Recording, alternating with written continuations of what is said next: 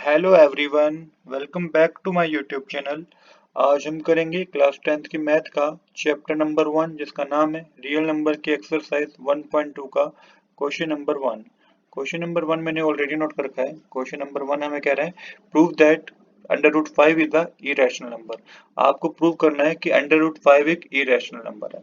तो सबसे हम पहले क्या करेंगे, हमें जो प्रूव करना है ना उसके लिए हमें अपोजिट मानना होगा। क्या अपोजिट मानना होगा? हमें ये मानना होगा कि अंडर रूट 5 एक क्या है, एक रैशनल नंबर है। अब हमने एज्यूम कर लिया इसका अपोजिट, इरेशनल नंबर का अपोजिट क्या है कि अंडर रूट 5 एक रैशनल नंबर है। जब हम कह रहे हैं कि अंडर रूट 5 एक रैशनल नंबर है तो हम इसको किस फॉर्म में लिख सकते हैं? हम इसको ए अपन बी की फॉर्म में लिख सकते हैं, जहाँ पे ए और बी क्या होंगे, को प्राइम नंबर होंगे और बी जीरो के इक्वल नहीं होगा।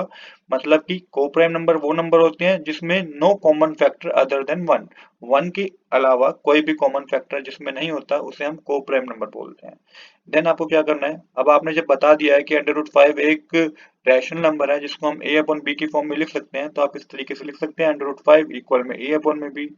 देन बी डिवाइड में था तो लेफ्ट हैंड साइड जाके मल्टीप्लाई हो जाएगा, तो ये होगा अंडर रूट 5 बी इक्वल में ए। इसके बाद स्क्वेयरिंग ऑन बोथ साइड कर दीजिए। तो स्क्वेयरिंग ऑन बोथ साइड करेंगे तो अंडर रूट 5 बी का होल स्क्वायर इक्वल में ए का होल स्क्वायर करेंगे।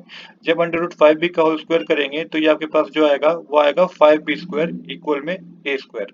अब देखिएगा 5 मल्टीप्लाई में लेफ्ट हैंड साइड तो राइट हैंड साइड जाके क्या हो जाएगा, डिवाइड हो जाएगा। तो यहाँ पे आप ये कह सकते हैं कि 5 डिवाइड्स ए स्क्वायर। जो 5 है, 5 डिवाइड किसको कर रहा है, ए स्क्वायर को डिवाइड कर रहा है। अब समझने वाली बात यह है कि जब 5 ए स्क्वायर को डिवाइड कर रहा है तो इसका मतलब 5 ए को भी डिवाइड करेगा।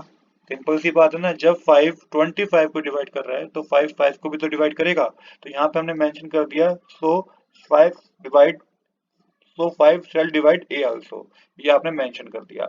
अब यहाँ पे, यहाँ तक आप ये बात समझिएगा, जो ये है ना 5 बी स्क्वायर इक्वल ए स्क्वायर, इसका बहुत इंपॉर्टेंट रोल होगा आगे। अब आपको क्या करना है, अब आपको ए अपॉन में 5 इक्वल सी, ए अपॉन में 5 इक्वल सी, सी आपको एक इंटीजर्स मानना है।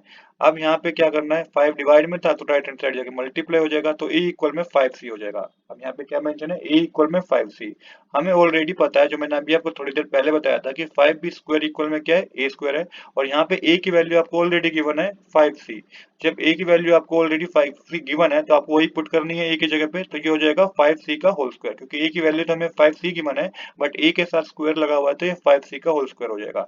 सेम इसी तरीके से आगे सोल्व करेंगे तो 5b स्क्वायर इक्वल में 5c का स्क्वायर होगा 25c स्क्वायर। अब यहाँ पे 5 मल्टीप्लाई में था लेफ्ट हैंड साइड तो राइट हैंड साइड जाके क्या हो जाएगा, डिवाइड हो जाएगा। जब डिवाइड करेंगे आप तो ये हो जाएगा 5 बी स्क्वायर अब इक्वल में 5 सी स्क्वायर, क्योंकि 5 मल्टीप्लाई में था, डिवाइड करेंगे तो 5 के टेबल में 25 भी 5 पे आता है, तो बी स्क्वायर इक्वल में 5 सी स्क्वायर होगा। अब यहाँ पे देखिए, यहाँ पे आप कह सकते हैं कि जो 5 है ना, 5 राइट हैंड साइड मल्टीप्लाई में था तो लेफ्ट हैंड साइड जाके डिवाइड हो गया, तो ये इस तरीके से आप लिख सकते हैं। अब आप कह सकते हैं कि 5 डिवाइड कर रहा है बी स्क्वायर को, इसका मतलब 5 डिवाइड करेगा बी को भी, राइट। जब 5 बी स्क्वायर को डिवाइड कर रहा है तो 5 बी को भी डिवाइड करेगा, ये आपकी सेकंड इक्वेशन होगी। अभी हमने थोड़ी देर पहले ये समझा था कि ए और बी को प्राइम नंबर है जिसमें no common factor other than one होना था। मतलब ये को प्राइम नंबर वो होते हैं जिसके कोई कॉमन फैक्टर नहीं होते अदर देन वन। बट इस केस में तो आप देखेंगे, इस केस में तो हमारा अदर देन वन भी कॉमन फैक्टर आ रहा है।